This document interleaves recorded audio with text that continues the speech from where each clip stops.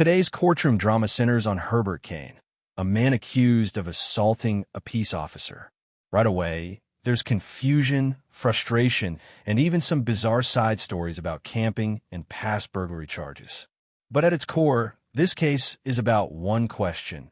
Will Kane accept a plea deal for 5 years, or risk it all on a jury trial where the punishment could be up to 20? The judge doesn't mince words, the prosecutor holds firm, and Kane, well, let's just say his answers raise eyebrows. Stick around, because this negotiation turns into a full-on clash about accountability, past mistakes, and whether justice should be bargained at all. All right, sir, are you Herbert Kane? Is your name Herbert Kane? Yes, ma'am. And I'm going to take judicial notice in Mr. Kane's file. Mr. Kane was evaluated for competency to stand trial by Dr. Rapon. I've received that report dated August 13th of 2024. Dr. Rapon made the finding that Mr. Kane is currently competent to stand trial. Is there any other evidence with regard to competency, Mr. Parker? No, Your Honor. Ms. Malfino?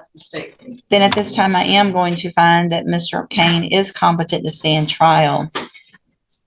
Mr. Kane, you're charged by indictment. Big moment here. The judge declares Kane competent to stand trial. This is more than a checkbox.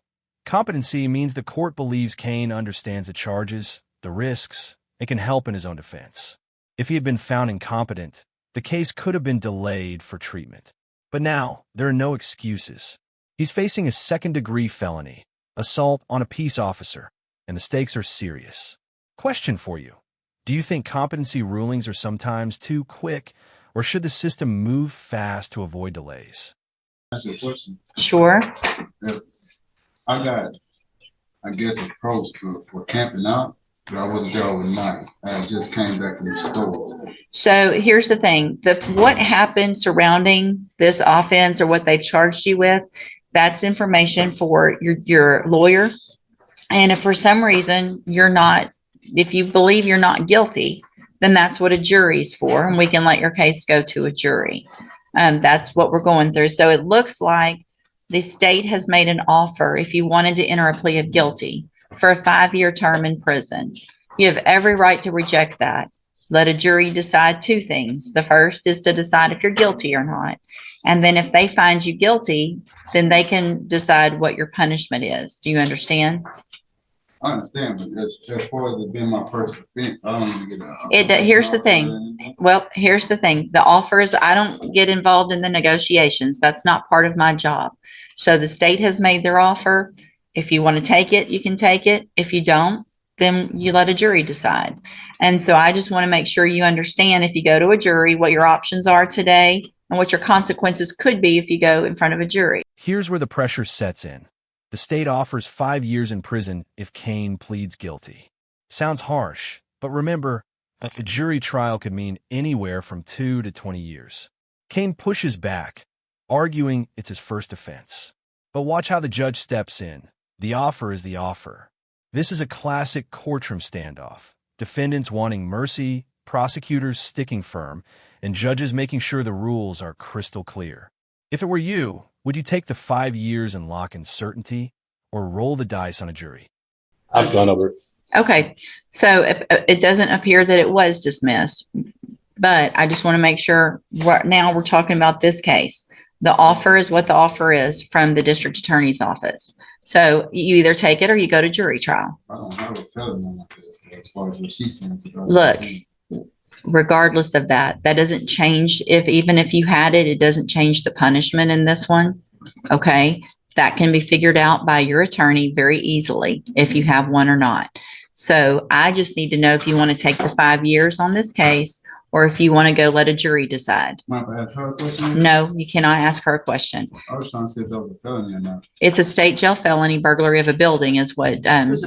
Sorry. Go ahead. It was a felony conviction with county jail time, so he may misunderstand that he is already a convicted felon. Okay, so it sounds like you got a 1244, which means you got a state jail felony conviction, but you did your time in the Jefferson County Jail. So you do have that state jail felony conviction, even though you did your time in the county jail. That's what the paperwork looks like. So I got 1244A. Mhm. Okay, but from what I understood, it got dismissed. It doesn't get, it did not get dismissed. So 1244A is not reduced. It's where you do your punishment in county jail. And I go over all of that with anyone who's in front of me. So I'm sure I did the same with you. That's what I'm saying. It's a state jail felony conviction, but we're going to stop talking about that because it doesn't matter right now. This is where Kane's credibility takes a hit. He insists his past burglary was dismissed, but the paperwork says otherwise. It was a felony conviction. He just served time in county jail instead of state prison. That's a technicality, not an acquittal. The judge cuts through his confusion with blunt force. It doesn't matter. The charge on this case is still a second-degree felony. And this is huge because credibility matters. If you misrepresent your past to a judge, even by mistake, it weakens your entire defense strategy. So let me ask, do you think Kane genuinely misunderstood? Or was he trying to rewrite history? So what do you want to do? Can I ask you another question? Sure. So you said a quarter of it I'll be eligible for parole. Mm-hmm. But he said I have 100, you know what I'm saying, 100 days. Yeah. Back time. So Okay. I already did, what, like 6 months now, and I got 100 days back time. So here's the thing. I went to law school because I'm not good at math. I have no idea. Well, do the math. I don't know. I mean, it's a quarter of 5 is About a year and 3/4. about a year and 3 months. So you know. I was trying to make sure. That's Well, all. we're not here for a math test. Do you want to take the deal or do you not want to take the deal? He asked me today, Judge, if he would get out if he took the deal. And I said you will not get out No, today. And you don't get out today. You got to go get your number and do all the stuff. Mr. Parker's answered all this. I got other stuff to do. Do you want to take the deal or do you not want to take the deal? It's not going to be on the table after today. If you reject this offer today, I'll set your case for trial and this offer will be off the table. I want to make sure you understand that as well. I don't accept plea agreements once I put your case on the trial docket. So what do you want to do?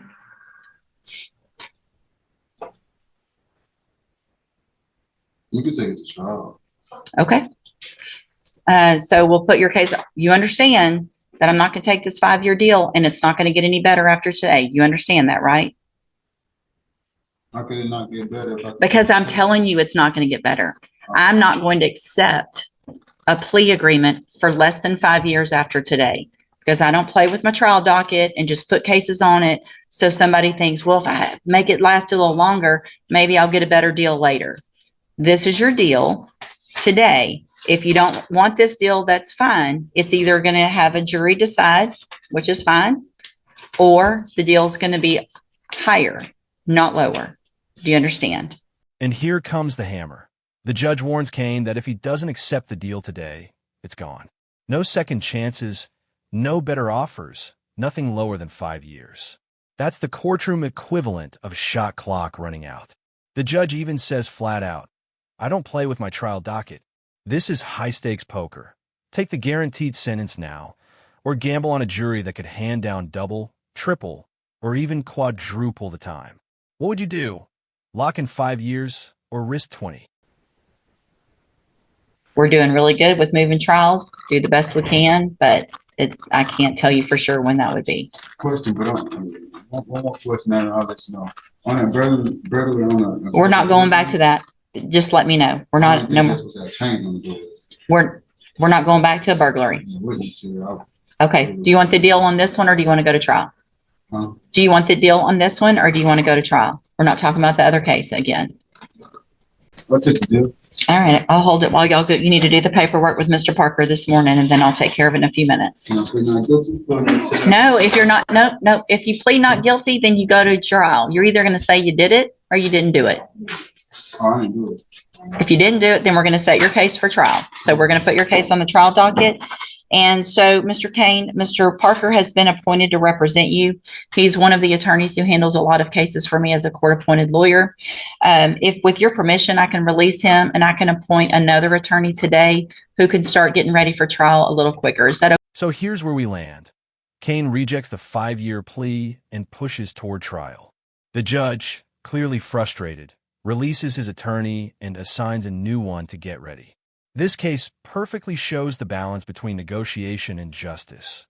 Prosecutors offering deals, judges managing overloaded dockets, and defendants deciding whether to fight or fold. For Kane, the next chapter will be risky. Trial could mean vindication, or it could mean decades behind bars. What do you think? Was rejecting the deal smart or a disastrous gamble? Let us know in the comments. And if you found this courtroom breakdown as gripping as we did, hit like, subscribe, and stick around for more shocking cases from America's courtrooms.